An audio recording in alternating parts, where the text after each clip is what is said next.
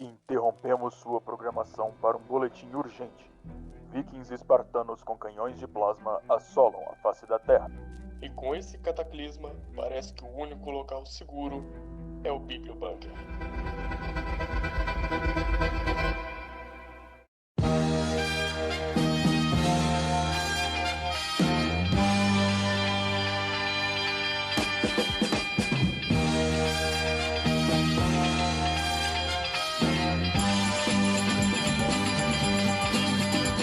Senhoras e senhores, campeões e competidores, sejam bem-vindos a mais um episódio de Bibliobunker, o primeiríssimo episódio do ano, e nesse episódio nós vamos aprender que Hércules tinha um pezão. Os famosos pés de Hércules. Bom, voltando das férias aqui, naquele pique, naquela lequera, né? Uma merda! De volta às férias, mas enfim. Eu sou o Sanzio e até então tudo que eu sabia de Olimpíadas de Inverno era com o filme Jamaica Abaixo de Zero. Quem fala aqui é o Thiago Paraquedas e às vezes ganhar uma medalha de bronze tem mais valor que ganhar uma de ouro. Excelente. Olá todo mundo, aqui é o Léo Rodrigues e Olimpíada aqui em casa é mais aguardado do que Copa do Mundo. Hoje a dinâmica deve ser um pouquinho diferente, porque o Sanzio sabia de Olimpíadas de Inverno por causa de Jamaica Abaixo de Zero. Eu nem sabia. Então quem vai guiar todo mundo é o nosso queridíssimo Léo do RH. Então passa a tocha olímpica pra cá e deixa eu trazer vocês nessa viagem. E hoje nós vamos traçar uma linha do tempo, vamos voltar lá pra antiguidade, lá pra Grécia Antiga e vamos seguindo os anos até os dias de hoje. Cuidado, Léo, porque brasileiro é tudo corno e vai tentar apagar a tocha no meio do caminho, mas vambora.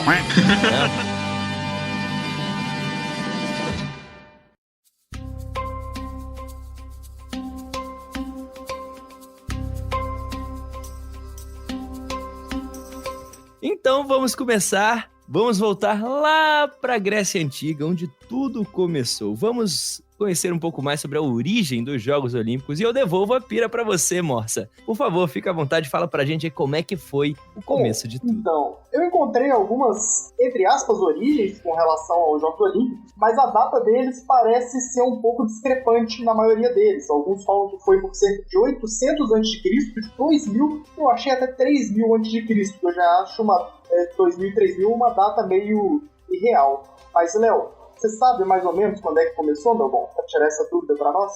Opa, claro que eu sei. Pera aí que eu já te falo. Se vocês escutarem um teclado aqui, é só por acaso. Só roubando a tocha de vocês aqui rapidão. Pelo que eu pude perceber no pouco que a gente estava pesquisando, é que existiam influências de vários lugares do mundo. O Highland Games é muito antigo também, que pode ter influenciado. Os jogos vikings influenciaram algumas partes da Olimpíada também. Enfim, então podem ter tido várias competições que influenciaram. Então eu não sei se é exatamente simples a gente triangular e saber exatamente, olha, nasceu aqui. Às vezes você tem várias competições em vários lugares do mundo.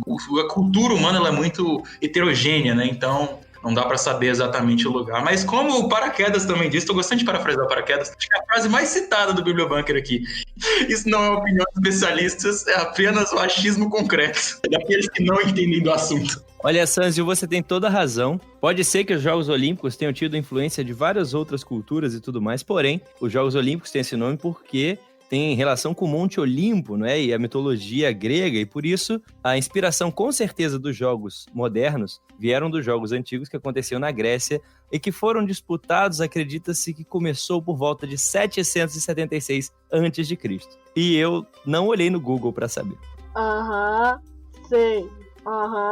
Como o nosso queridíssimo Léo disse, os Jogos Olímpicos remontam ao Monte Olimpo.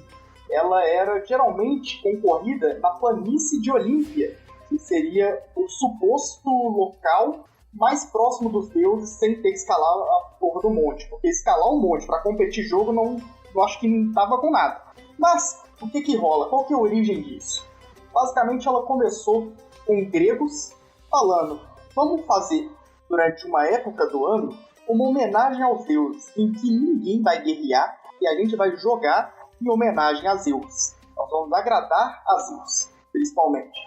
Então eles iam, se reuniam e jogavam, competiam para ver quem eram os melhores. E o prêmio dessas pessoas não era uma medalha como é hoje, mas sim um ramo de ouro, igual aquele que os Césares usavam. Geralmente a gente vê Zeus com um raminho na cabeça, um raminho daquele de ouro.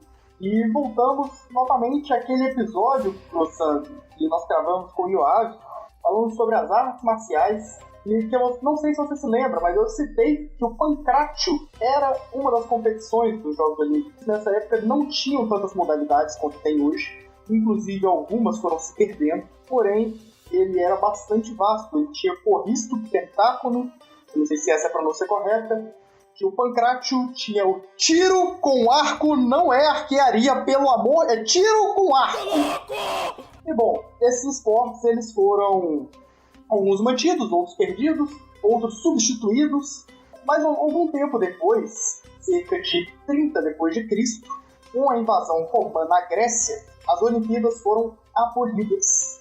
Roma não deixava mais praticar as Olimpíadas. Basicamente, essa cultura dos Jogos Olímpicos, os esportes foram todos sendo esquecidos com o tempo e perdidos.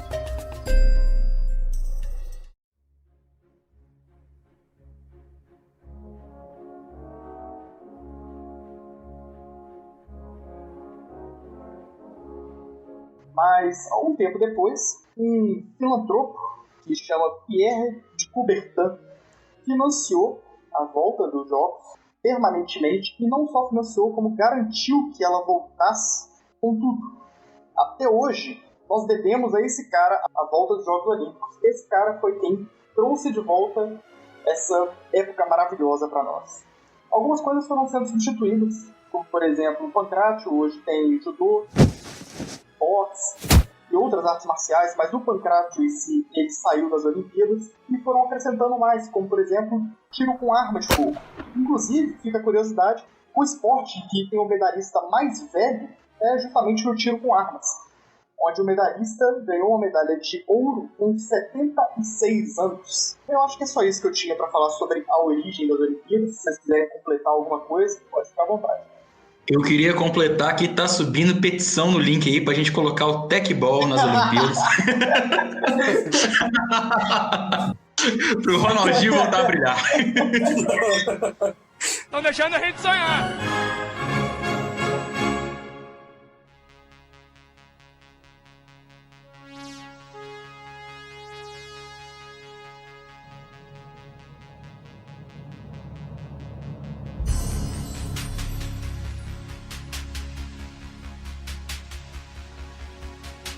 Excelente, Morsa. Você falou realmente, o Barão de Coubertin, ele trouxe os jogos de volta, financiou coisas, porém, nem tudo são flores. O Barão de Coubertin tinha uma mente bastante fechada e bastante antiga. Ele acreditava que, assim como antigamente, os jogos deveriam ser praticados, deveriam ser jogados apenas por homens. Na Grécia Antiga, não só os homens podiam competir, como só os homens podiam assistir. As mulheres não tinham nem oportunidade de assistir os jogos, né? Afinal de contas, era praticado um corpo nu, em homenagem aos deuses e tudo mais.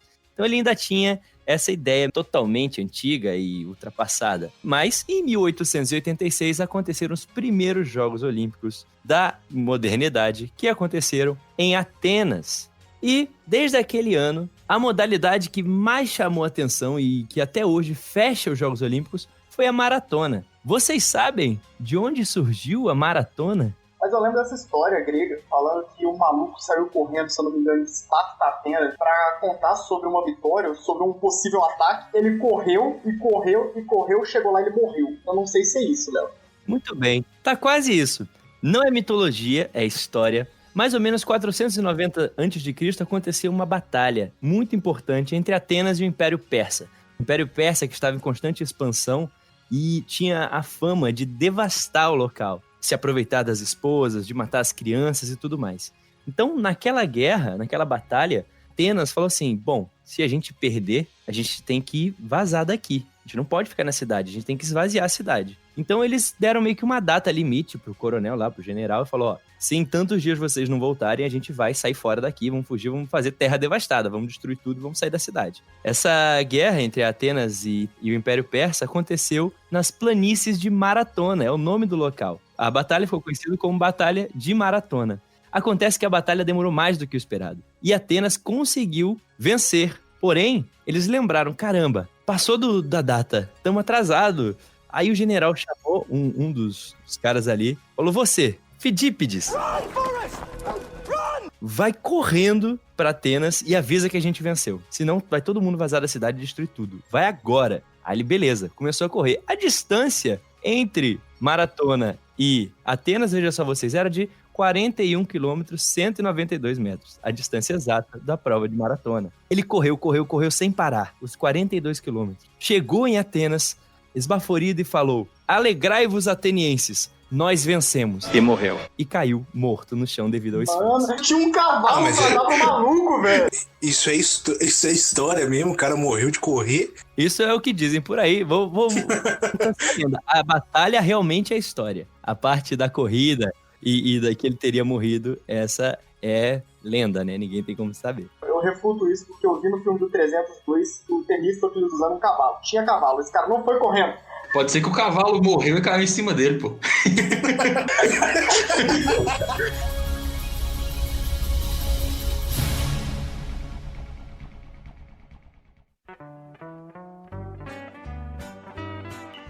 O que eu ia dizer é que é o seguinte, a curiosidade aí, né, que maratona vem da distância de maratona e ginásio. Você sabe a etimologia da palavra ginásio? Pra mim, ginásio é o local onde se pratica exercício físico, não é isso? Isso, ginásio é o local onde se pratica exercício, mas aí que tá, o ginásio em latim, ele tem origem na palavra grega ginos, quer dizer pelado. Meu amor, ele tá pelado! No ginásio você só podia ficar pelado. Assim que você entrasse, você não podia mais usar roupa. E aproveitando que a gente tá falando sobre curiosidades, velho, existe uma pequena, não tão pequena assim, como chama? Arena, na Grécia.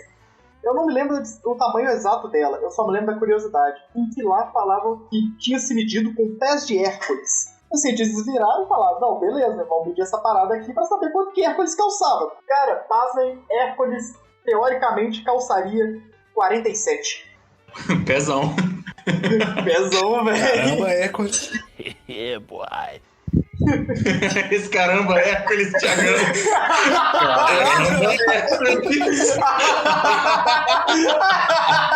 Hércules no ginásio aí das antigas era um sucesso. Que delícia, cara.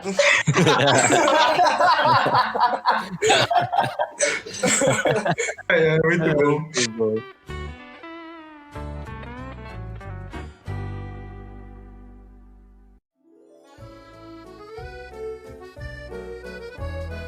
Bom, feita a maratona em 1886, os primeiros Jogos Olímpicos, né, que foram lá em Atenas, passamos 4 anos para 1900. As Olimpíadas vieram para casa do Barão de Coubertin, vieram para Paris. E muito contrariado, ele teve que assistir às mulheres nos Jogos pela primeira vez. Não foram muitas, foram apenas 22 mulheres que competiram e depois, nas próximas edições, até caiu esse número. No ano seguinte, na Olimpíada seguinte, tiveram apenas 6 participantes. Mas o que importa é que em 1900 tivemos também a primeira medalhista, que foi a Charlotte Cooper, uma tenista que já era 3 vezes campeã de Wimbledon e coroou-se mais uma vez agora também nos Jogos Olímpicos. Barão de Coubertin ficou possesso com isso. Ele, como eu falei, ele era bastante retrógrado e tinha esses ideais de que as mulheres não deveriam competir, mas teve que engolir e viu a Charlotte ganhando uma medalha de ouro em plena Paris. Inclusive, moça, fiquei sabendo que você descobriu aí qual é a diferença entre Olimpíadas e Jogos Olímpicos, é isso mesmo? É uma pergunta que se estende muito, Léo, porque, de forma bem resumida, os Jogos Olímpicos são os esportes dos jogos em si, com toda aquela origem que eu falei, e as adaptações corridas pelo tempo. Já as Olimpíadas é o período em que está ocorrendo esses jogos. Sem aprofundar muito, é basicamente isso. Exatamente. Olimpíadas é o período entre um evento e o outro, e é também conhecido como o período de treinamento, de preparação dos atletas olímpicos que têm sempre o objetivo de ganhar medalhas de ouro. Isso acontece com praticamente todas as modalidades olímpicas, com exceção do futebol, né, que tem como seu grande campeonato a Copa do Mundo e não os Jogos Olímpicos. Léo, eu fico pensando numa coisa que deve ser horrível, assim, aquele cara que corre, tipo, corrida de 100 metros, ele treina pra porra durante 4 anos. Os 4 anos de treinamento dele são decididos em 10, 20 segundos. E que ele ganha ou ele perde. Cara, você imagina, você treinar 4 anos pra correr, tipo, 2 segundos a mais que os 3 primeiros lugares. Não chega nem a ser 2 segundos. No caso do Bolt, por exemplo, ele corre a menos de 10 segundos os 100 metros, né? O tiro de 100 metros. E a diferença entre os outros competidores é de menos de 1 segundo. Então, realmente, é uma diferença muito difícil. É uma das modalidades mais difíceis de ser campeão, junto com a natação. Nesses esportes de tiro, de curta duração, são realmente uns dos mais difíceis de conquistar a medalha. Eu fico imaginando esse corredor, tá ligado? Que ficou em 4º lugar. Porra, ele pegou 4 anos de treinamento, de suor pra caralho, e não vai ganhar nada, não ganha nenhum prêmio de consolação. Até as Olimpíadas da escola dão uma medalhinha por participação, cara, um mérito. Olha, mas eu vou te falar uma coisa muito importante agora. Esse raciocínio é um raciocínio muito comum no Brasil. A gente pensa que só é válido a pessoa que chega em primeiro, segundo ou terceiro, que ganhou medalha. Geralmente no Brasil só se importa com o primeiro colocado mesmo. O cara que chegou em segundo foi o último a perder. Mas o cara, só dele ter se classificado para as Olimpíadas, significa que ele é um dos melhores do mundo todo naquela modalidade. Significa que ele participou e venceu e conquistou vários campeonatos válidos, com vários competidores tão bons quanto os que estão na Olimpíada, né? E inclusive até os próprios competidores. E ele conseguiu galgar uma posição de estar ali competindo. Então, só o fato do cara estar lá, nós deveríamos aplaudir de pé todos os atletas que estão nas Olimpíadas, e não só isso, deveríamos valorizar e apoiar e investir desde o princípio, desde a base, coisa que não acontece. No Brasil, o cara primeiro ganha para depois ser reconhecido. Tá aí o Zanetti. Você já tinha ouvido falar do Zanetti antes dele ganhar nas argolas? Então, exemplos assim, né? Enquanto em países sérios que levam a cultura, a educação e esporte como uma coisa séria, os atletas, a base tem muito investimento, tem muito patrocínio e por aí vai. Eu acho interessante, você trouxe uma coisa realmente, é verdade, é muito frustrante. Esse cara ele precisa estar blindado psicologicamente para poder aguentar essa frustração. Mas esse é um tipo de pensamento que a gente tem que tentar diminuir, né? Tentar diluir ele na nossa cultura e sim reconhecer qualquer um que esteja lá competindo, qualquer um que se classifica para a Olimpíada. Eu tive uma sensação parecida com essa que você falou. Eu vou trazer para o futebol, que eu acho que é o esporte que a gente tem mais contato e mais influência por questão cultural e até histórica mesmo. Enfim, quando eu precisei descrever para uma professora minha que não entendia nada de futebol o que era a Série C, eu descrevi e falei, a Série C é foda pra caralho. Porque eu parei pra ela e falei, é o 3º maior escalão de futebol nacional. Aí eu parei e pensei, tipo, porra, isso é muita coisa, né, velho? E a gente não consegue parar pra mensurar isso, né? Que você tá entre os melhores, querendo ou não. A Olimpíadas é isso, né? São os melhores dos melhores. E a gente só se importa mesmo ou com medalhista ou até com a medalha de ouro. Ganhou de bronze, quem liga pra bronze? E às vezes essa mentalidade nossa de querer sempre o primeiro lugar, o pódio, a coisa máxima ali, ela é muito tóxica, né? Sim, exatamente. Isso vem bastante também da cultura americana, né? Que a gente adora imitar. De the winner and the loser. Se você não é um winner, você é um loser. Então, isso é realmente completamente tóxico, tem toda a razão.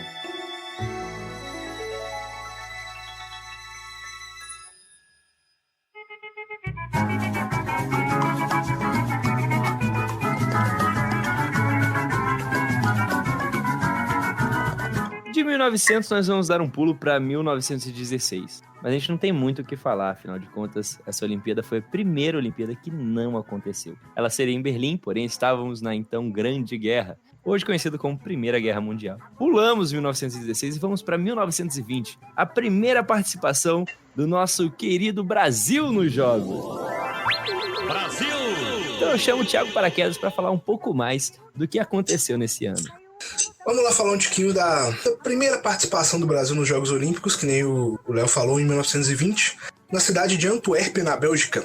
Para a gente entender um pouco, se você pensar a CBD na época, que era a Confederação Brasileira de Desportos, ela não era tão organizada e não se investia tanto em levar uma delegação brasileira para os Jogos. Quem realmente que tentou incentivar o esporte a levar atletas brasileiros para os Jogos Olímpicos foi algumas pessoas do alto escalão do Exército Brasileiro, que eles custearam praticamente do próprio bolso a ida da delegação do Brasil, que era composta por 21 atletas Dentre alguns deles também tinham patente no exército. Por exemplo, o nosso medalhista de ouro, que eu vou falar mais um pouco, era um tenente do exército brasileiro na época. Então vamos lá. O primeiro atleta brasileiro a ser coroado num evento olímpico foi o senhor Afrânio da Costa. Se vocês quiserem, vocês podem adivinhar a modalidade, hein? O que brasileiro é bom, hein? Você é carta branca. Brasileiro é bom. Puta merda, sei lá, bicho, futebol, não sei. Tem a ver com arco e flecha, Arco e flecha, já sei, natação. Sei lá, cara, coisa de militar, tiro com arma, fogo. Porra, acertou. Então, o senhor Afrânio da Costa foi o primeiro medalhista brasileiro com uma medalha de prata na modalidade de pistola livre. Na época era feito com um revólver mesmo, de calibre 38, que tem até uma curiosidade. O Brasil foi para as Olimpíadas com algumas pistolas, com poucas munições e com praticamente nenhum alvo para treino. Então, o que aconteceu? O primeiro atleta brasileiro a atirar, que não foi nenhum dos medalhistas aqui, ele fazia parte do time de atiradores, mas ele não levou nenhuma medalha. Aliás, ele levou uma medalha como time de atiradores, mas não individualmente. Ele fez a primeira prova individual e ficou claro que o armamento brasileiro e a munição ela era de baixíssima qualidade. Não haveria disputa se o Brasil fosse com aquelas armas nas próximas provas. Então, um oficial do exército americano emprestou para a delegação brasileira 2 pistolas da marca Colt, 2.000 munições e próximo de 90 alvos, que era para os brasileiros treinarem e terem condições de disputar as provas até o final, porque eles ficariam sem munição e não disputariam mais nenhuma prova. Então, o Afrânio foi o primeiro brasileiro a ter contato com essas novas armas, então ele conseguiu ter um bom desempenho, um bom domínio e treino também, que os brasileiros não tinham treino. O senhor Afrânio da Costa foi o medalhista olímpico com a prata. Depois, a nossa primeira medalha de ouro veio com o Guilherme Paraense, na prova de tiro rápido a 25 metros. É bem simples, é um alvo na parede, você a 25 metros do alvo, você tem que sacar a pistola com certa velocidade e dar o tiro rápido, entendeu? Funciona assim a prova. Ele foi o nosso primeiro medalhista de ouro, primeiro campeão olímpico do Brasil, que ano passado completou 100 anos da conquista dele, né? Ele conquistou essa medalha de ouro no dia 3 de agosto de 1920.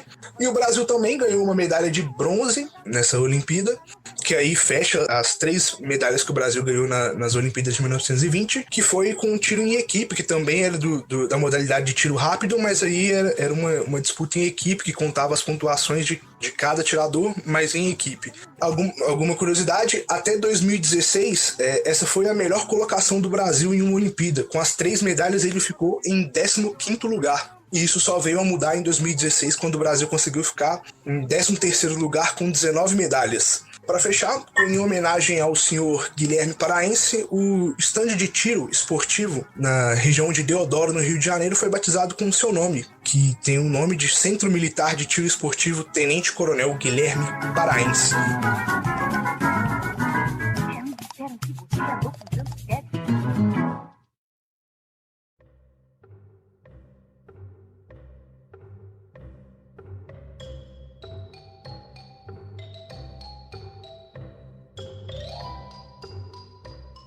Após 1920, nós avançamos 4 aninhos à frente, onde os Jogos Olímpicos passaram a se chamar Jogos Olímpicos de Verão. Afinal de contas, aconteceu os Jogos Olímpicos de Inverno. Sanzio, conta pra nós como é que foi essa história, como é que surgiram os Jogos Olímpicos de Inverno. Vamos lá, meu querido Léo. Os Jogos Olímpicos de Inverno, eu vou dar uma resumida e uma dinamizada aqui, na verdade, porque envolve muita politicagem por trás. Mas pra gente entender, a gente tem que voltar lá para 1902. Porque a Suécia, ela estava começando a sediar alguns jogos que eram uma espécie de uma recriação dos antigos jogos vikings. E eles batizaram de Jogos Nórdicos, onde eles disputavam vários esportes de inverno. E eles tinham a tradição de fazer esses jogos nórdicos a cada 2 anos. E eles faziam isso sempre. Muitas pessoas desses Jogos Nórdicos, alguns que participavam do comitê dos Jogos Nórdicos, faziam parte do Comitê Olímpico Internacional. Então, aconteceu o seguinte. O general do exército sueco, Viktor Gustav Bach, ele gostava de verdade de patinação artística, era um dos esportes favoritos dele. E ele começou a encher o saco do Comitê Olímpico para ver se eles colocavam patinação artística dentro do cronograma dos Jogos Olímpicos. ele não teve muito sucesso ali em 1902. Até que lá em 1908 o pessoal falou, cara tá aí, ele quer patinação, o cara tem umas costas quentes, ele é um general, a gente, né?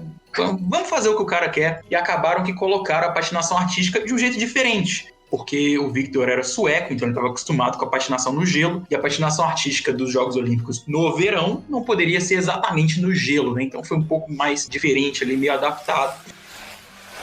Aconteceu que o seguinte, o pessoal que era fã dos esportes de inverno de maneira geral falou, aí, o cara foi lá, falou lá, putz, vamos botar patinação aí, e colocaram. Que tal se a gente juntar aqui, fazer um levante e pedir para o Comitê Olímpico Internacional colocar mais esportes de inverno? Então, um italiano com ascendência russa, chamada Eugene Brunetta Deus-Sax, ele começou a juntar com o Comitê Olímpico, ali mais ou menos em 1908, e pediu para que fosse colocado os Jogos de Inverno. Os organizadores falaram, putz, cara, não vai dar. Não vai dar! Em 1912, o Eugene, ele gostava mesmo de esporte de inverno, e ele falou, vamos mandar a proposta de novo. E dessa vez ele teve uma proposta diferente, porque os Jogos Olímpicos de 1912 ia ser na Suécia. E ele juntou e falou, oi gente, é o seguinte, já vai ser na Suécia. E no mesmo ano, vai ter os Jogos Nórdicos. Então por que a gente não faz, ao invés de algumas semanas de Olimpíada, fazer o ano inteiro? Tá falando sério? E aí, durante o verão, a gente vai ter os Jogos Olímpicos. Durante o inverno, a gente vai ter os Jogos Vikings. O Comitê Olímpico, acho que ele encheu tanto o saco, né? Ele ficou desde 1908 até 1912, tipo, cutucando, deixa, por favor, vai. Que eles acabaram falando, olha, Eugene, faz o seguinte, resolve com a Suécia.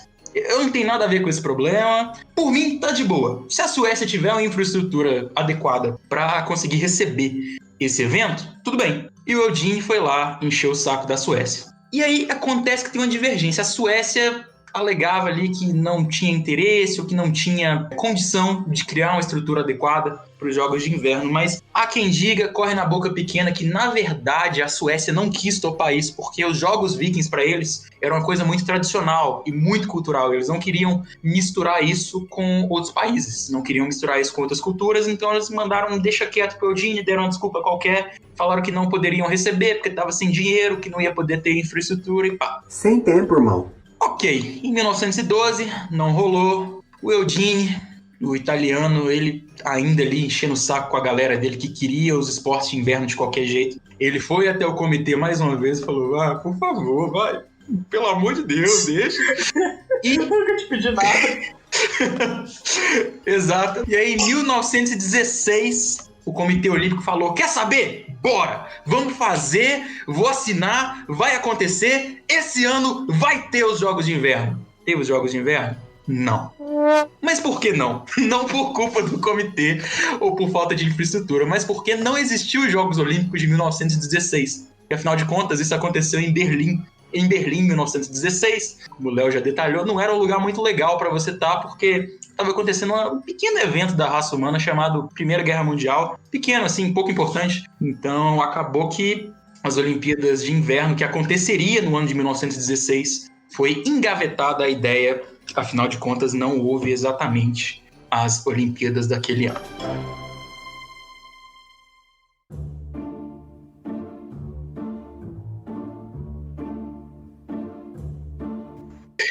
E aí, o Eugene já falou, putz, agora vamos, hein? 1920, hein? Acabou a guerra, agora vai rolar. É agora, hein?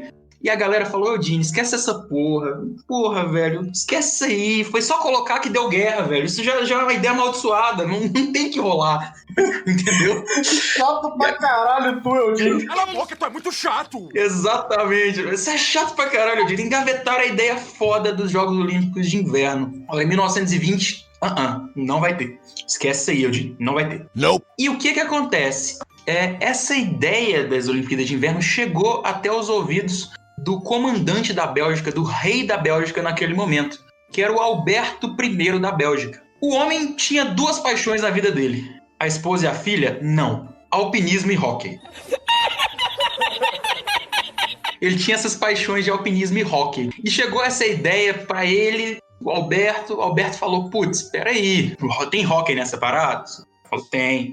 Então, peraí que nós vamos fazer acontecer. E ele foi até o comitê e falou, galera, e esses Jogos Olímpicos de Inverno aí? Foi aquela politicagem mais uma vez, aquela mão que lava a outra, e nos Jogos Olímpicos de 1920 foi incluído hóquei no gelo por influência do rei Alberto I. Não era exatamente os Jogos Olímpicos de Inverno, como o pessoal queria, mas em 1920 foi colocada a patinação artística, que já vinha desde lá de 1908 pelo general Vitor Gustave, que gostava de patinação, e agora em 1920 o rei Alberto I pediu para que fosse colocado hóquei no gelo e o Comitê Olímpico aceitou.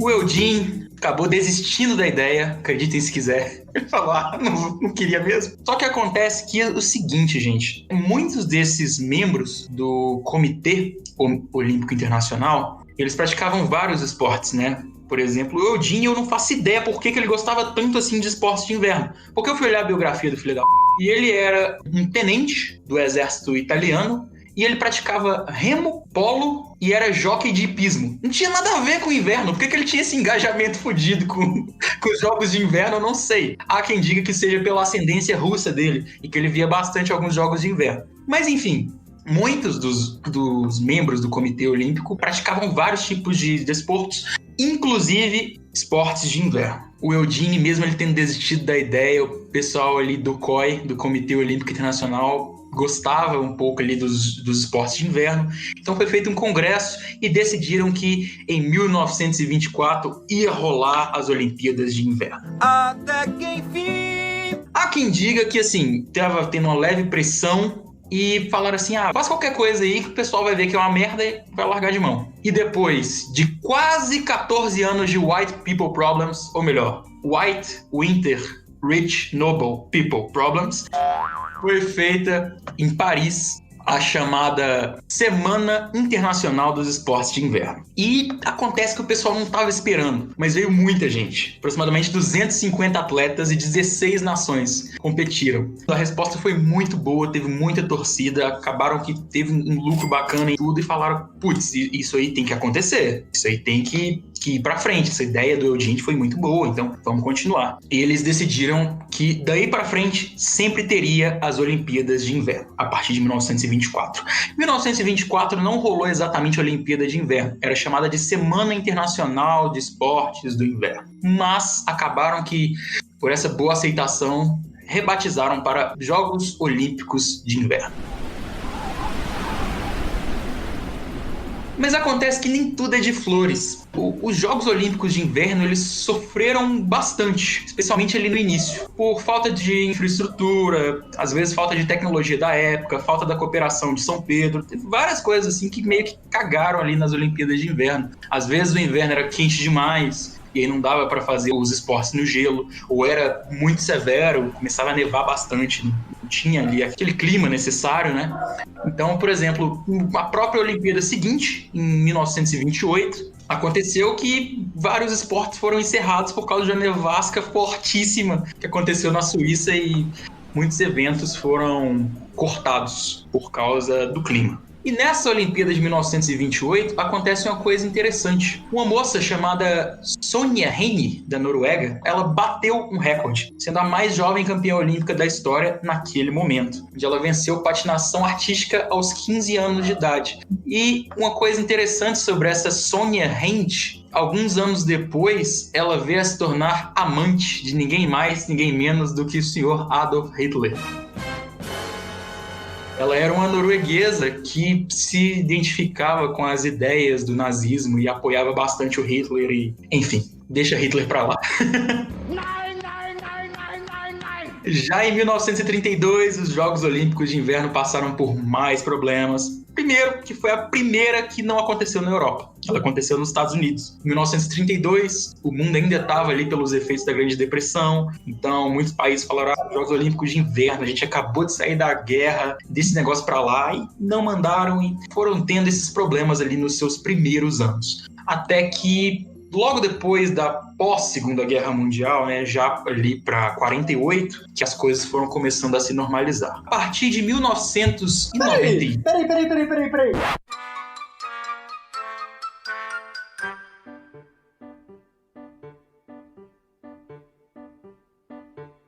Com quantos anos que a menina ganhou os Jogos Olímpicos? 15. Em que ano que foi isso? Foi em 1920. Já tava rolando Primeira Guerra ali, esse pá já tava no final. Maluco? Qual que é a diferença de idade dessa mina e de Hitler? De todas as merdas que o Hitler fez. Mas vamos lá. Vamos descobrir aqui a diferença de idade dele. Ele tinha 31 e ela 15. Quê? Mas ela virou amante dele. Ela virou amante depois. Mesmo assim, cara, mais de 15 anos de diferença, maluco. Ah, cara. O amor age de forma misteriosa. O amor é idiota, essa é a verdade. Ele era bom de papo. Isso ele era. Pois é. Ele era, né? É um bigodinho. Bigodinho fininho, cabelinho na régua. Nossa senhora. Caralho. Não.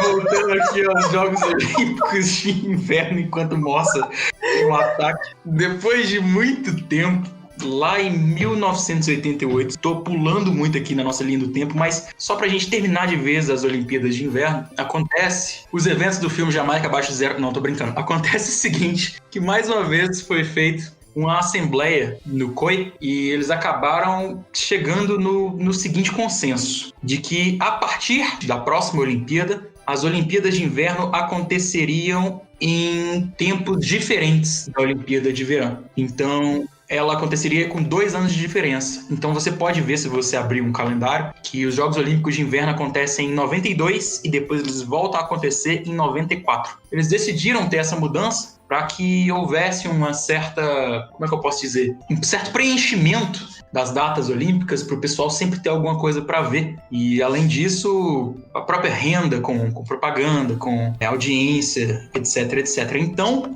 para você que quer lembrar, eu sei que brasileiro ama a Copa do Mundo, então você lembra que os Jogos Olímpicos de Inverno sempre acontecem em ano de Copa do Mundo e os Jogos Olímpicos de Verão sempre acontecem com 2 anos de diferença.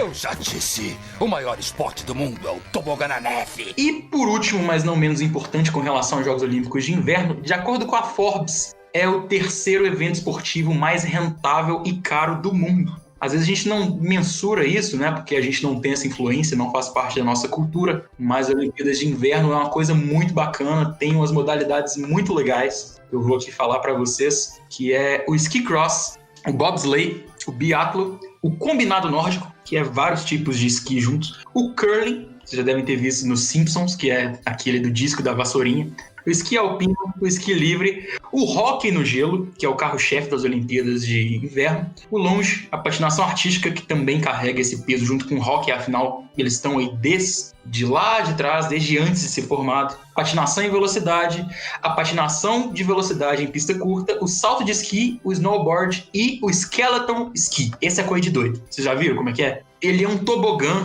um certo esqui grandão, assim, um toboganzão, só que a pessoa vai com a cabeça pra frente e com os braços pra trás. Já viram isso? É muito louco, velho. Mas enfim, essas são as modalidades maravilhosas das Olimpíadas de Inverno, que são muito interessantes, são muito legais. Eu confesso que pouco sabia, mas depois de pesquisar mais para esse programa, eu acabei gostando bastante das Olimpíadas de Inverno e provavelmente vou acompanhar a próxima em 2022. Uma pergunta, Sandro. O Brasil participa das Olimpíadas de Inverno? Desde 92. Participa sim. Participa. Mas é que ele treina. Ele treina fora, ele não A treina no maioria dos Brasil. atletas brasileiros que participam das Olimpíadas de Inverno treinam fora do país, normalmente na Europa ou nos Estados Unidos.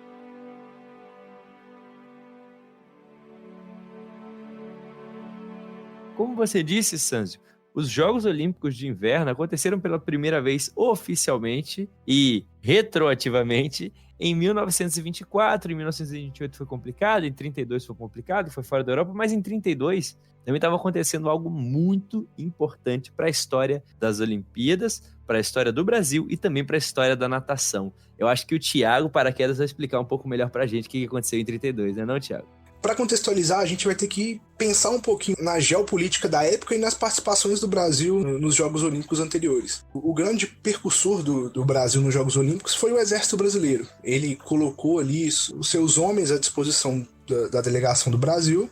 Os participantes da delegação também colocavam dinheiro do seu próprio bolso e faziam um mochilão e iam para os Jogos Olímpicos nas variadas partes do mundo.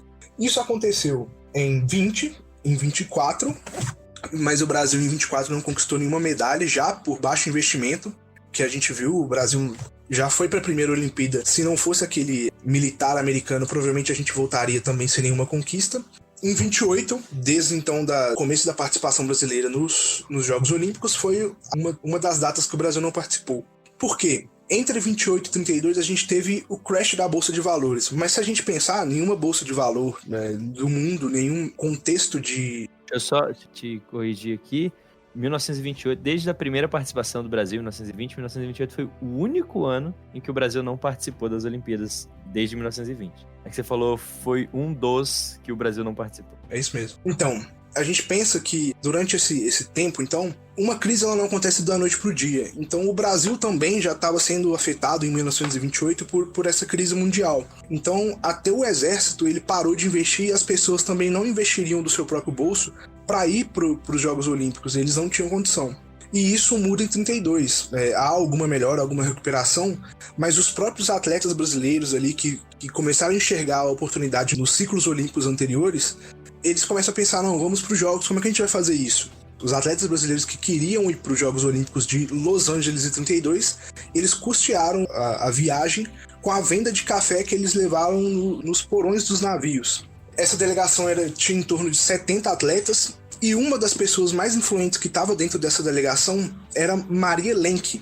Ela era uma filha de imigrantes alemães, ela nasceu aqui no Brasil, em São Paulo, em 1915, e ela era da modalidade de natação, ela começou a praticar natação por conta de uma doença. Ela foi acometida por uma pneumonia, e a mãe dela achou por bem que a natação poderia auxiliar na saúde dela de alguma forma. Ela começou a dar suas primeiras braçadas ali na natação, por incrível que pareça, no Rio Tietê. Que na época ainda era próprio para banho, ainda era limpinho, dava para treinar numa boa. Ninguém era jacaré para nadar no Rio Tietê, né? Mas daqui a pouquinho a gente pode nadar, então. Ela já se mostrou desde o início ali uma exímia nadadora, tinha uma técnica apuradíssima, e ela começou a ganhar alguns campeonatos aqui no âmbito sul-americano. Ela vai vir a ser a primeira mulher brasileira e sul-americana a participar de uma Olimpíada. Que nem eu falei nos Jogos Olímpicos de Los Angeles de 32. Mesmo com toda essa dificuldade, os atletas custeando sua própria viagem e indo meio que vendendo pão para poder participar dos Jogos Olímpicos, ela era a grande esperança de medalha feminina para o Brasil. Ela não teve um desempenho tão grande assim. Entretanto, nos anos posteriores, ela conseguiu que ela ficasse nos Estados Unidos, e ela foi campeã de algumas modalidades estadunidenses, e lá teve mais condição de treino que aqui no Brasil.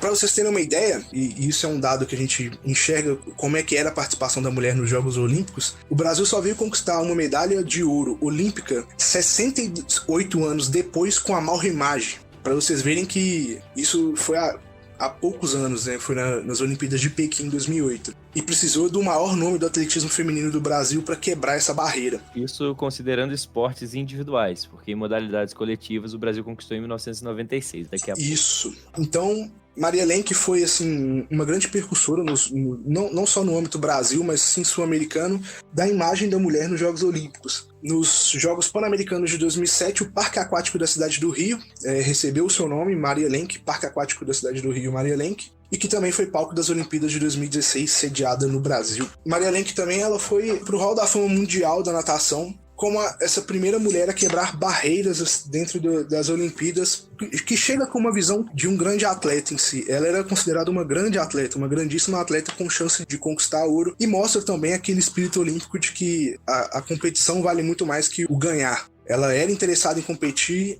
a delegação brasileira junto com ela foram atrás da competição, mesmo não tendo condição. O legado esportivo vai muito de ganhar e sim de competir e querer competir, além de tudo. A Maria Lenk, ela, nos anos 40, quebrou vários recordes norte-americanos da natação e ela detém até hoje recordes da categoria Master, né? Então ela realmente foi alguém excepcional na natação, não só para o Brasil, mas para o mundo todo. Infelizmente, não conquistou uma medalha nas Olimpíadas, mas isso não significa que ela não seja uma grande atleta, não tenha sido uma grande competidora. Aquilo que a gente conversou agora há pouco, né? A respeito de precisar vencer para ser reconhecido. O caso dela é um excelente caso de uma pessoa que não venceu e mesmo assim é reconhecida, tá no Hall da Fama e é lembrada e homenageada aí nas Olimpíadas e no esporte como um todo.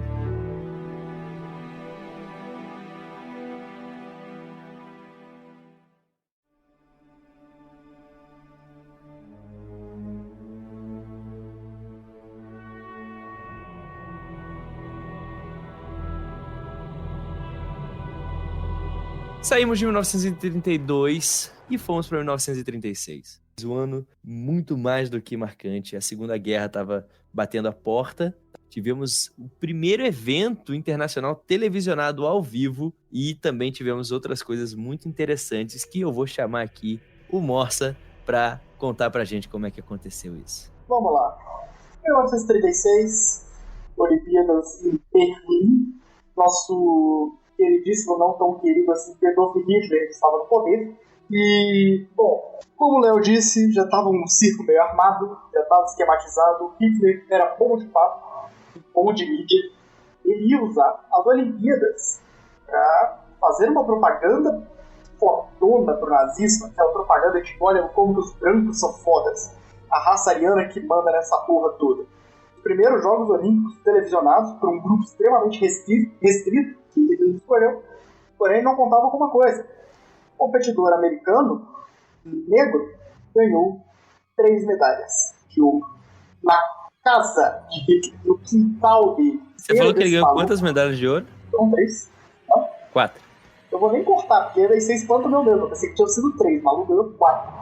Mas isso é um ponto interessante. Os negros, eles sempre fizeram uma frente muito grande com os esportes. Sempre foram excelentes esportistas. Os maiores nomes, assim, que tem de muitos esportes, são negros. Então, Pelé, muitos. Futebol. Hamilton na Fórmula 1, Tiger Woods, o Michael Jordan. Muitos mesmo. No basquete, a maioria, né? É negro. O Michael Jordan, o Bisco Mike. What? Bisco Mike. Não. É uma porrada de jogador de basquete que é famoso e sua maioria dele. Eles não contavam com eu não isso. conheço não, achei interessante esse jogo, eu vou procurar. Ele é bom pra caralho, velho. Eu vivi pra ver o Morsa transformar o Magic Johnson em Mystical Mike. Puta que pariu! Não, caralho!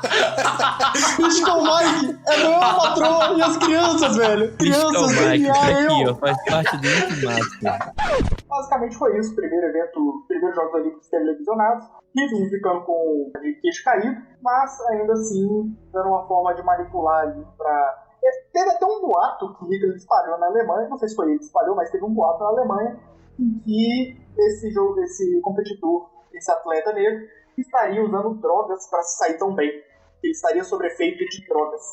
Mas é aquele esquema, é recalque de perdedor. Quem não sabe perder direito. O Jesse Owens, né, que é o nome desse competidor, ele chegou a ser examinado por muitas outras delegações que seriam neutras e ninguém nunca achou nada nele, então era recalque, 100% recalque.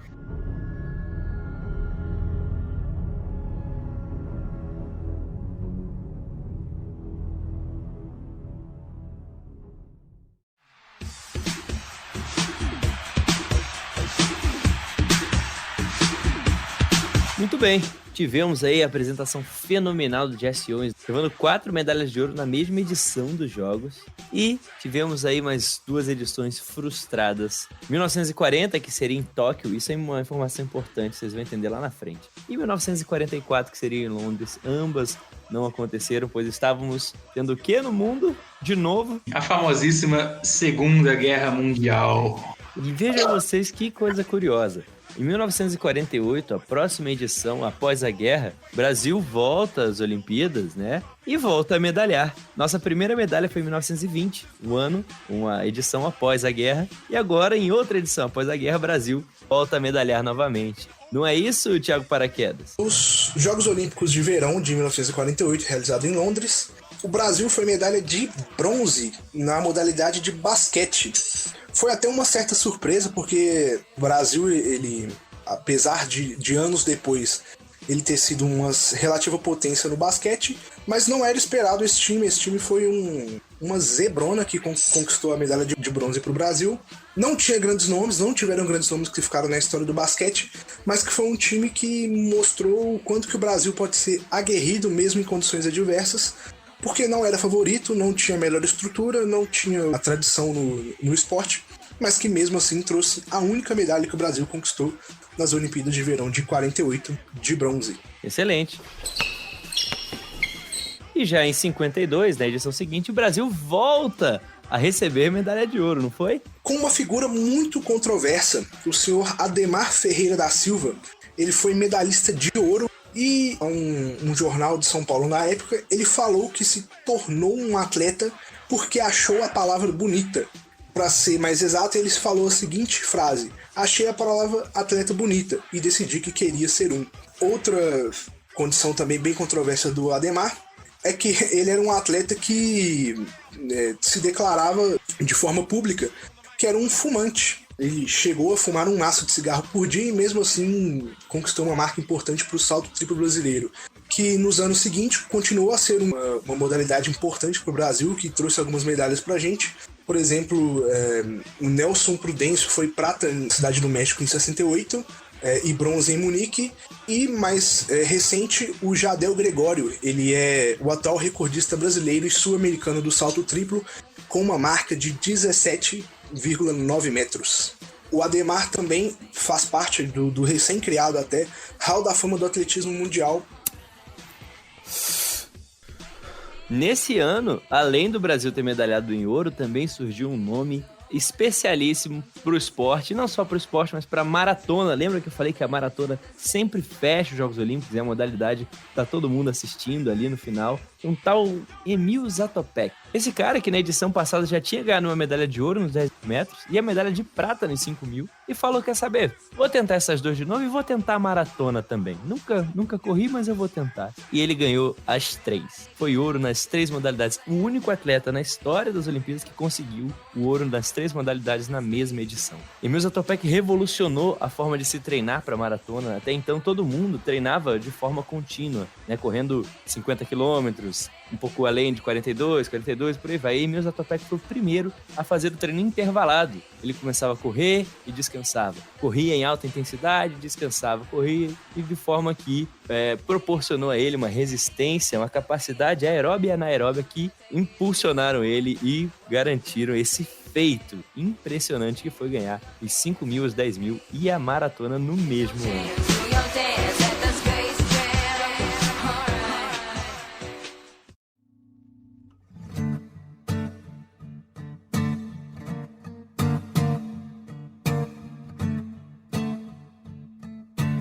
Já 8 anos mais na frente, temos mais um maratonista que ficou pro Hall da Fama, Abebe Bikila.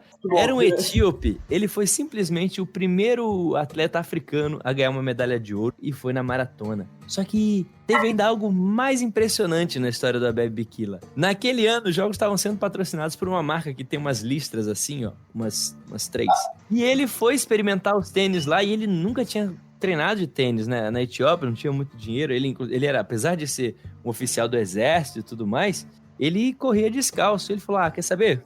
Vou correr descalço. E aí o treinador dele virou pra ele e falou, aqui tem competidores muito fortes, mas tem um cara aqui que ele é muito bom, você tem que ficar de olho nele. Ele tá usando o número 68, por exemplo. Não vou saber os números exatos aqui agora, não vou lembrar, mas ele tá usando a camisa número 68. cola nele, vai até o fim, no fim você tenta vencer. Ele falou, beleza, ele foi correr descalço e foi correndo, cadê o número 68? Acontece que esse competidor do número 68, por algum motivo, na hora, precisou trocar o número. Ele tava correndo com o número 230 e tanto, e o Abebe procurando 68, e colou nesse cara até o fim, e ele, no dia anterior, né, tava fazendo a volta lá, no trajeto que foi em Roma, e ele viu que tinha um obelisco na praça, ele falou, bom, do obelisco pra chegada é 1,5 km, eu tenho que dar o tiro ali, e foi o que ele fez, e deixou pra trás o competidor tido como mais forte, e ganhou os jogos, ganhou a maratona correndo descalço, sendo que ele quase não foi para as Olimpíadas, ele só foi porque um atleta não pôde ir, ficou doente, alguma coisa, e colocaram ele no lugar, falaram, vai você, Abebe. E ele foi lá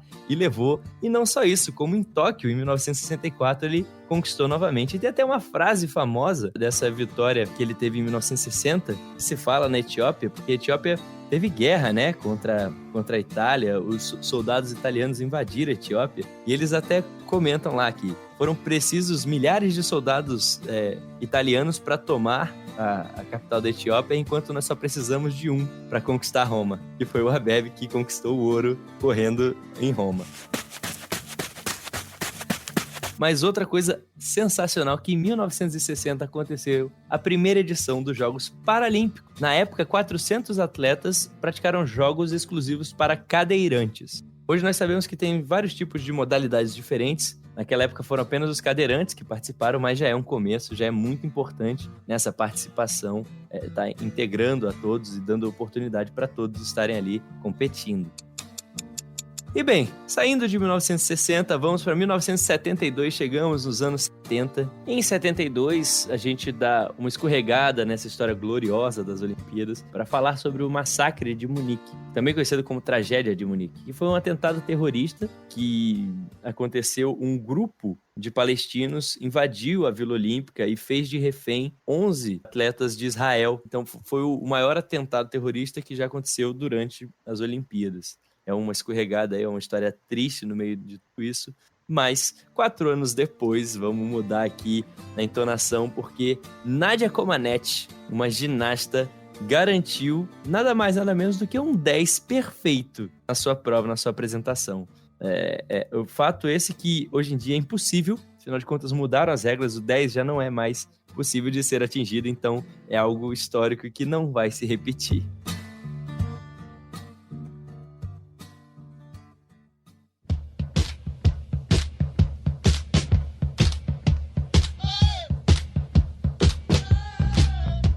Anos depois, seguimos. Agora a gente tá correndo na linha do tempo, tá indo rapidinho. Em 1980, no auge da Guerra Fria, foram acontecer os Jogos em Moscou. Quem aí se lembra, quem não conhece, não viu, procurem. Misha, o ursinho de Moscou, sensacional. Era o mascote dessa edição dos Jogos. Entretanto, esses Jogos foi marcado por algo também não muito contente. Os países capitalistas, vários países, mais de 60 países encabeçados pelos Estados Unidos, falaram assim, em Moscou, aquele lugar lá, do socialismo, do comunismo, eu não vou. E meus amiguinhos aqui também não vão. E não foram, boicotaram os jogos. Então foram jogos com menos participantes, com menos pompa e tudo mais, e que garantiu também à União Soviética um quadro de medalha estratosférico nunca antes visto na história dos jogos. Só que, 4 anos depois, onde é que foram as Olimpíadas? Em Los Angeles. Ela falou, opa, os comunistas falaram assim, lá naquele país capitalista, agora a gente é que não vai.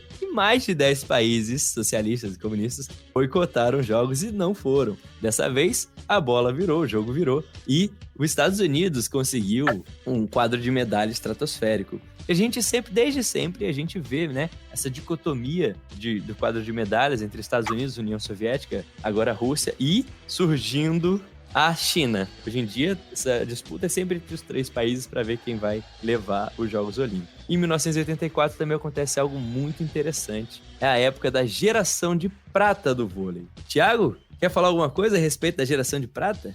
Geração de Prata ficou conhecida como a seleção brasileira de vôlei masculino da década de 80 e que deu ao Brasil sua primeira medalha olímpica na modalidade de vôlei. O que a gente tem para falar um pouco dessa seleção? Hoje a gente sabe que o voleibol pode ser considerado o segundo esporte do brasileiro. Dá pra gente falar assim, em preferência nacional? Primeiro o futebol, depois o vôlei. E tem muita importância dessa seleção. Pra quem não sabe, essa geração de prata, ela tinha alguns nomes como Renato Dalzotto, que já veio a ser técnico da seleção brasileira depois, e o Bernardinho. Uma palavra do próprio Bernardinho em uma de suas entrevistas foi falar que a sua geração do voleibol brasileiro, que foi a primeira medalhista olímpica nessa modalidade, ela proporcionou às demais gerações, principalmente a geração ali do Marcelo Negrão, do Tandy, que são grandes nomes do nosso voleibol, uma formação de base muito mais adequada, que, aliado ao marketing que fazia sobre o vôlei, fizeram com que tanto o vôlei masculino e o vôlei feminino, os anos depois, nas próximas gerações olímpicas, ele tivesse uma importância muito forte dentro do quadro, principalmente de medalhas e de participação do Brasil, sendo como uma das modalidades que o Brasil chega mais forte. Ou seja, a geração de prata, ela marcou a época, ela foi uma medalhista olímpica, e que talvez o principal ganho deles para a geração do voleibol brasileiro seja essa melhor formação de base, aliada ao marketing que faz com que o voleibol hoje seja a segunda modalidade de esporte do brasileiro. Exatamente, até então era o basquete, que teve aquela geração do Oscar, né, do Carioquinha, que foi sensacional, que venceu os Estados Unidos no Pan-Americano, e o vôlei nesse ano chega com tudo, e a partir de então o vôlei se tornou a modalidade, hoje em dia o vôlei é a modalidade onde o Brasil mais conquistou medalhas olímpicas na história das Olimpíadas.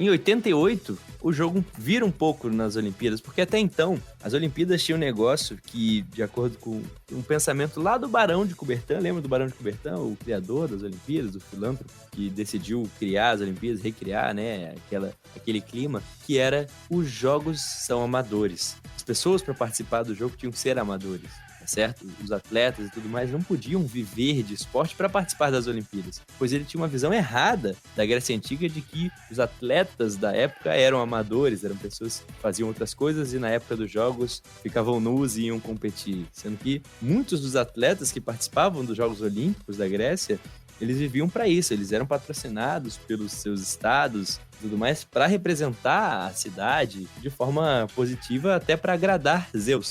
Mas então, a partir de 1988, com o crescimento da questão do marketing do esporte, com o crescimento do número de espectadores, a TV influencia muito nisso, as Olimpíadas passam a ser profissionalizadas. A maioria das modalidades aceitou que os jogadores profissionais pudessem participar dos jogos. Dentre todas as modalidades, apenas 2 não concordaram com isso, que é o boxe. Até hoje, o boxe, para ser praticado nas Olimpíadas, em teoria, os praticantes devem ser amadores, e o futebol. E já mudou um pouco essa história de amadorismo, mas eles só permitem 3 jogadores acima de 23 anos de idade. A gente já sabe que os jogadores jovens hoje já são profissionais, estão aí nos times, ganhando rios de dinheiro, mas para fingir que é contra o profissionalismo do futebol nas Olimpíadas, eles dizem que a partir dos 23 anos só podem 3 jogadores. Bom, unido a esse profissionalismo, em 1992 temos um time de estrelas do basquete em quadra, temos o Dream Team, foi o ano do Dream Team, que aconteceu depois de um vexame dos Estados Unidos, que não conseguiu a medalha de ouro, que ganhava todos os anos em 1988, né? Eles perderam, e depois no Pan-Americano também perderam para a Argentina. Eles falaram, não, é assim, então vamos botar nossas maiores estrelas para jogar, e levaram Michael Jordan, Scott Pippen, o Magic Johnson, que não é o Mystical Mike. Mágica, mística, tudo a mesma porra. Dentre os maiores nomes da NBA da época, e foram dar uma aula, dar um show, ganharam praticamente todos os jogos com placares centenários e elásticos, e realmente não deu para ninguém naquela Olimpíada.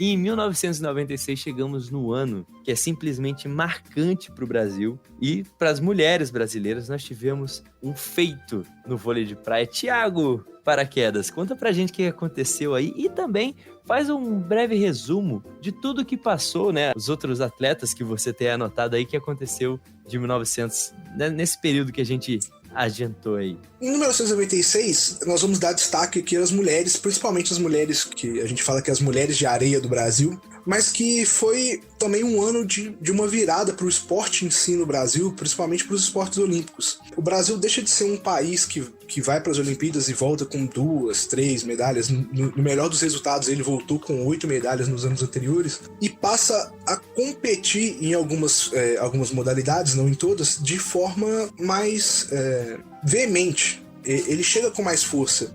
Isso passa muito por investimento, pelo profissionalismo, que nem o Léo falou, passa a ter maior investimento no esporte no Brasil, e que a gente tem alguns feitos muito interessantes em 1996, por exemplo, das mulheres de areia, que foi na modalidade de vôlei de praia, que nós tivemos uma final brasileira. Olha que interessante. Nós tivemos as duas duplas, eram compostas por brasileiras. A dupla que ficou com a prata era composta por Adriana Samuel e a Mônica Rodrigues, e a que ficou com o ouro nessa disputa foi a Jaqueline Silva e a Sandra Pires.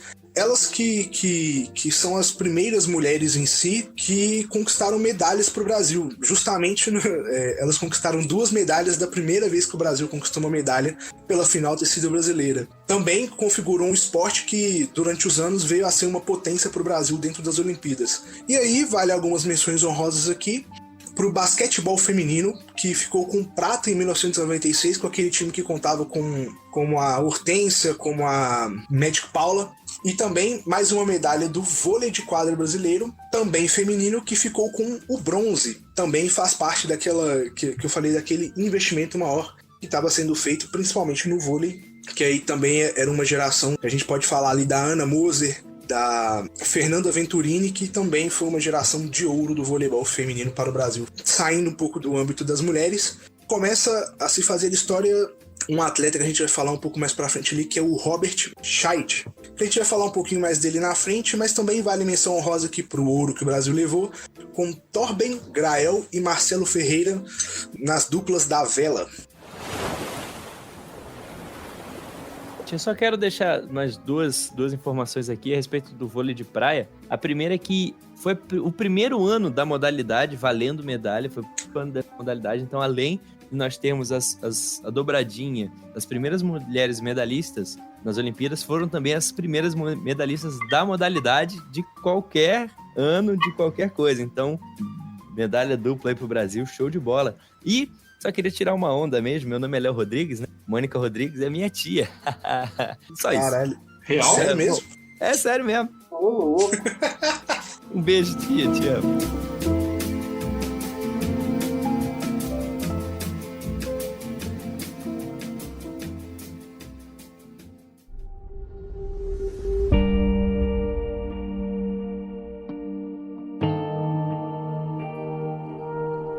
E já estamos chegando aqui agora nos anos 2000, antigos anos 2000. Mas desse ano aqui, eu acredito que a gente não tem tanta saudade desse fato em si. Em 2004, as Olimpíadas de Atenas. Olha só, a Olimpíada começou lá em 1896 em Atenas. E voltamos para Atenas em 2004, quando naquela prova que tá todo mundo de olho, na maratona, nós temos o competidor brasileiro isolado em primeiro lugar, e Thiago Paraquedas. O que aconteceu?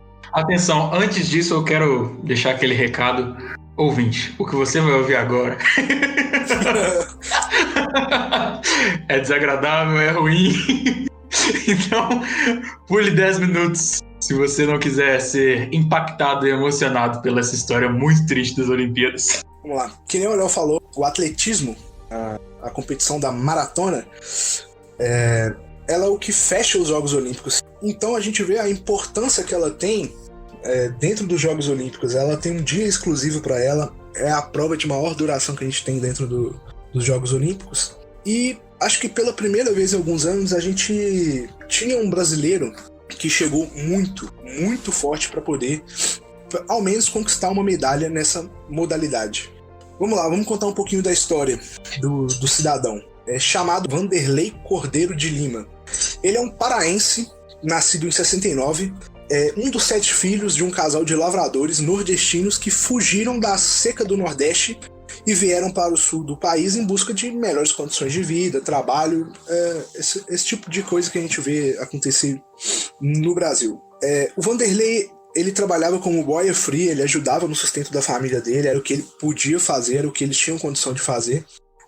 Só que foi surgindo dentro dele um amor à corrida, a correr. Até então para ele não era um esporte, mas era uma atividade de bel prazer. Então na escola ele corria em volta da quadra da escola dele no intervalo por puro prazer de correr. E isso chamou a atenção do diretor da escola dele, que assistia ele correndo ali, não achava que fazia muito sentido ele correr sozinho, e que falou assim, vai ter uma competição interescolar e você pode correr pra gente representando o colégio? Ele falou assim, tudo bem, posso correr, mas eu não tenho um tênis apropriado para fazer esse tipo de competição. Aí o diretor tirou ali do seu próprio bolso, comprou um par de tênis pro Vanderlei, entregou a ele e falou assim, vai lá que eu vejo que você gosta muito, isso aqui é um incentivo a você.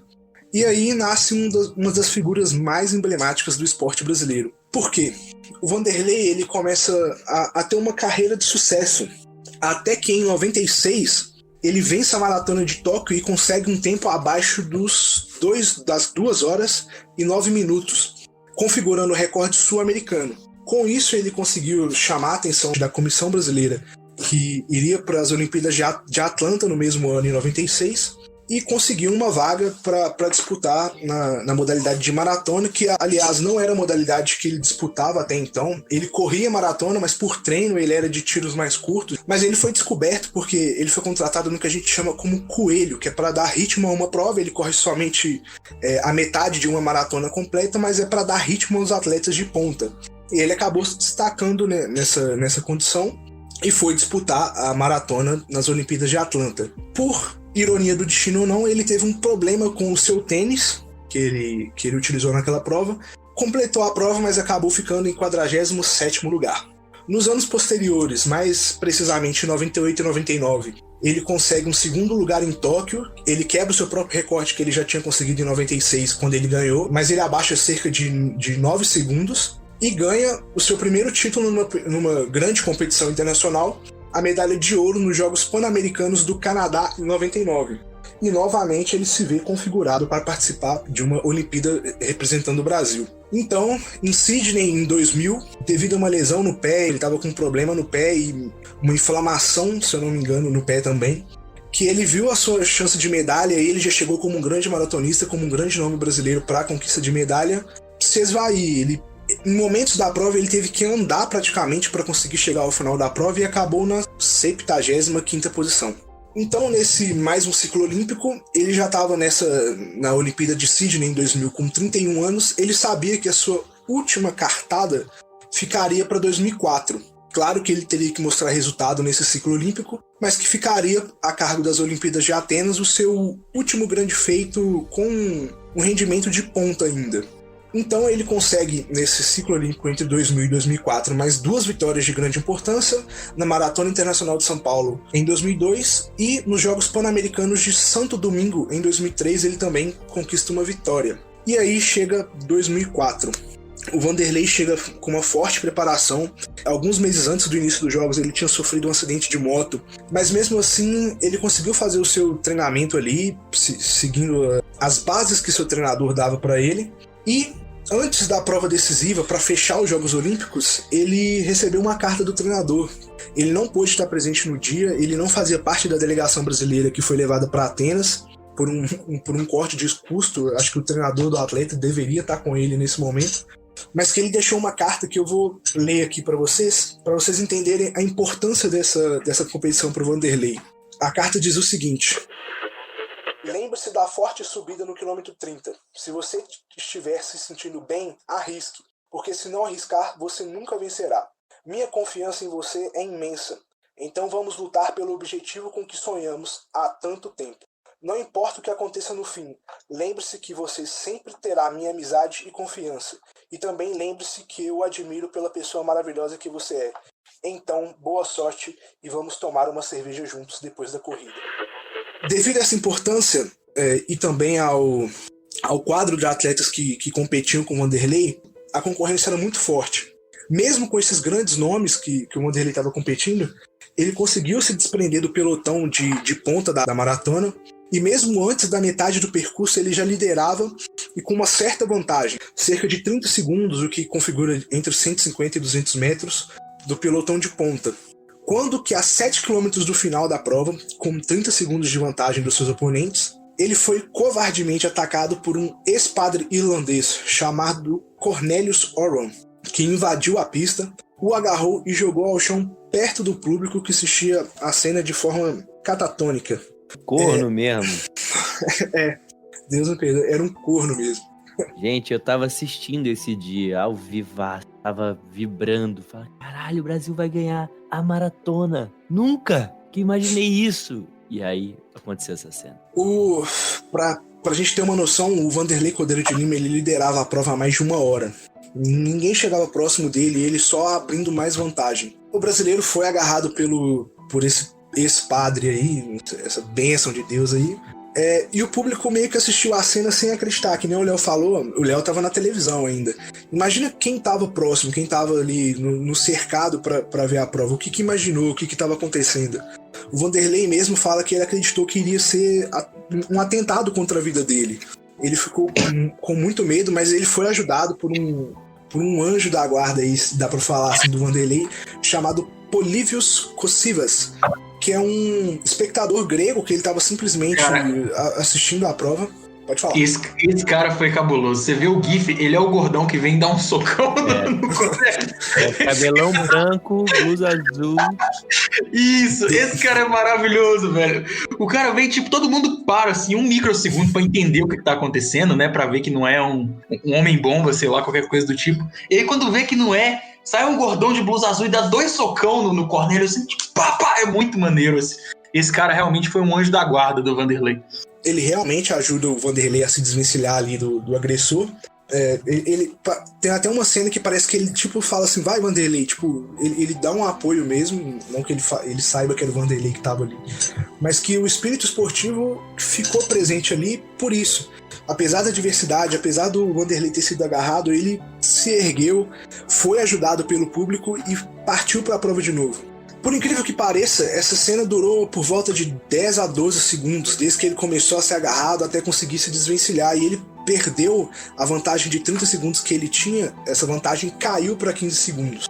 Só que uma condição daquela numa prova de alto rendimento, que o atleta precisa de um ritmo muito forte e muito constante, uma interrompida dessa faz o atleta sentir uma indisposição física e até mental, porque ele queria entender por que aquilo acontecia e também essa questão física. O corpo acaba perdendo o ritmo com que ele conferia antes. Ele acabou sendo ultrapassado por outros 2 atletas ali, até o campeão europeu, que era um dos favoritos que chegou a conquistar a medalha de ouro, conseguiu ultrapassar o Vanderlei.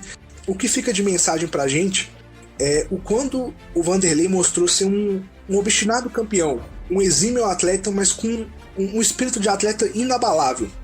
O seu gesto, assim, que ele repetia durante as provas que ele conquistava uma posição importante. Ele vem fazendo um aviãozinho, né, velho? Isso é muito emocionante. Ele vem de lá atrás fazendo um aviãozinho, comemorando. Tipo assim, o cara não se deixou abalar, ele ficou feliz ainda, né? Isso é muito foda. O mais impressionante é o sorriso que ele tá no rosto. Ele não parece em momento nenhum ter sido abalado por aquilo, apesar de ter chegado em terceiro, ter perdido a vantagem que ele tinha.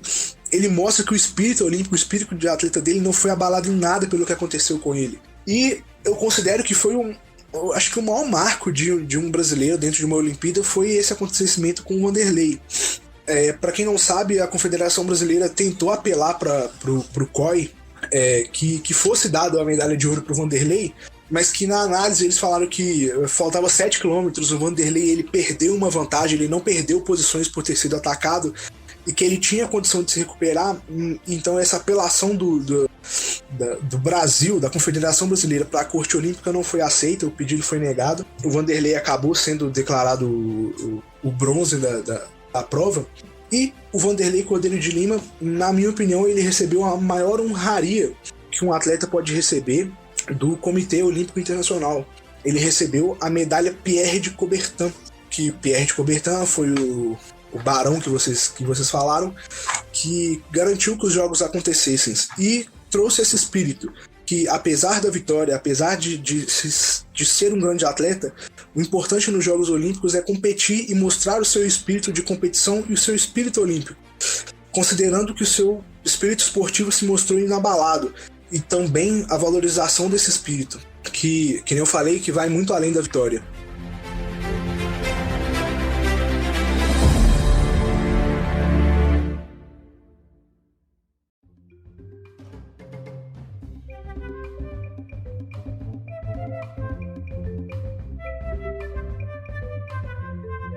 E finalmente, saindo aqui de 2004, vamos para 2012. E o Thiago Paraquedas disse que a gente ia falar um pouco mais lá na frente sobre o Robert Scheid. O Robert Scheid, nosso velejador, que garantiu a sua 5ª medalha olímpica, sendo desta forma o atleta brasileiro com mais medalhas olímpicas da história. Em 2016, aonde foi as Olimpíadas? No Brasil!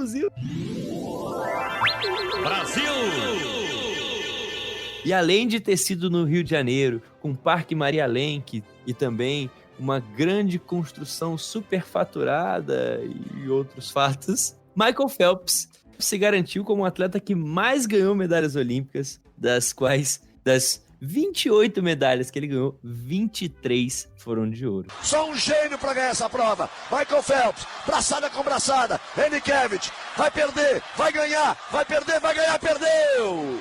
Ganhou! Claro que a natação é um dos esportes que mais possibilita isso, porque tem várias modalidades, tanto individual quanto por equipe. Então, um mesmo atleta tem a possibilidade de receber várias medalhas, assim como no atletismo e assim como na ginástica também. São modalidades onde o mesmo atleta pode receber pode ser campeão em várias modalidades diferentes. E, depois de 2016, teríamos, em 2020, Olimpíadas em Tóquio. Lembram de 1940? E não rolou a Olimpíada por conta da Segunda Guerra Mundial, aquele ano os jogos deveriam ser em Tóquio. Eu acho que é uma péssima ideia marcar jogo em Tóquio, tá ok? Comitê Olímpico Internacional, fica a dica aí. Pode de Tóquio, marque em outros lugares, por favor. Tem uma galera isso aqui dá azar, Eudin. Pois é. Em 2020 não rolaram jogos, adiaram para 2021. E tá rolando uma treta absurda. O primeiro-ministro do Japão já falou que está cogitando a possibilidade de não ter Olimpíadas, cancelarem os jogos. Já o presidente do Comitê Olímpico Internacional falou que vai ter jogo sim, que tá tudo certo. Mas a população japonesa já aponta 75% da população não quer que os jogos aconteçam. Então estamos nesse impasse, nesse dilema. Será que tem? Será que não tem? E algo interessante pra gente ficar atento também é que se acontecer as Olimpíadas de 2021, a Rússia estará fora. Porque por conta do doping estrutural que acontecia, olha só, tem o racismo estrutural, na Rússia tem doping estrutural. Por conta do doping lá, todas as modalidades da Rússia estão proibidas de participar de eventos internacionais, inclusive a Copa do Mundo. A Rússia estará fora também em 2022.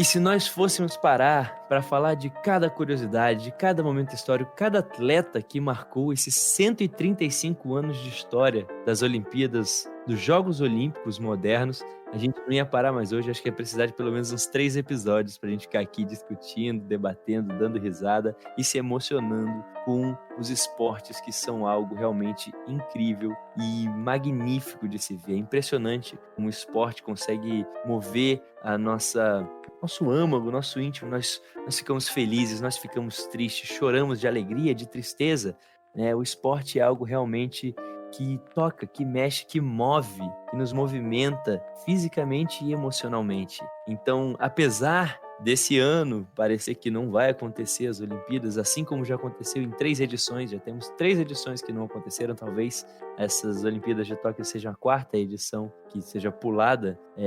Esperamos que os Jogos Olímpicos sejam algo aí para muito tempo, e eu adoro quando tem Jogos Olímpicos, eu deixo a TV ligada no canal de esporte e tá lá passando pismo, tá passando, sei lá, qualquer coisa, qualquer modalidade, hóquei na grama.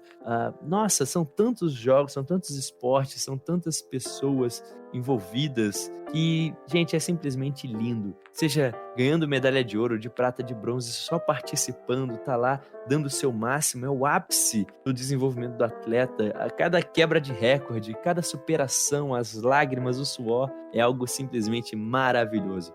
E é com essa sensação de euforia, de alegria e de saudosismo dos Jogos Olímpicos que nós vamos encerrando aqui esse episódio de hoje, que eu tive a grande felicidade de poder estar aqui puxando essa linha do tempo. Agradeço demais ao Bibliobunker por sempre fazer o convite e chamar para gravar e para conversar a respeito de história e a respeito de esporte. Muitíssimo obrigado. Eu agradeço e um grande beijo, um grande abraço para todo mundo aí que está ouvindo.